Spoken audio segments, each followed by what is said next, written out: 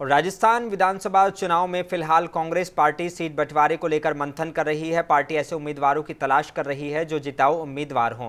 ऐसे में आला कमान ने ऑब्जर्वर मोना तिवारी को भी राजस्थान भेजा है ताकि सीट बंटवारे को लेकर मंथन सही दिशा में किया जा सके। ऐसे में राजस्थान कांग्रेस के वरिष्ठ लीडरों ने नारा दिया है कि राजस्थान की जनता राज नहीं, इस बार रिवाज बदलेगी।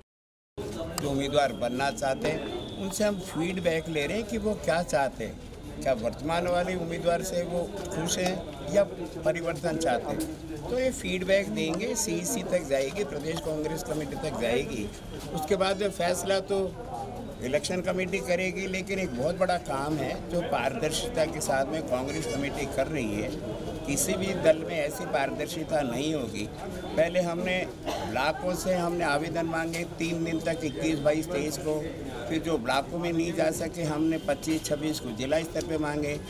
और उसके बाद में आराधना जी जो लिस्टिंग हुई है उनके साथ में प्रत्येक विधानसभा क्षेत्र में जा रही है, प्रत्येक कार्यकर्ता से बात कर रही है। कोई साथी ये नहीं कह सकता मेरे से पर्यवेक्षक नहीं मिले या शहर अध्यक्ष नहीं मिले।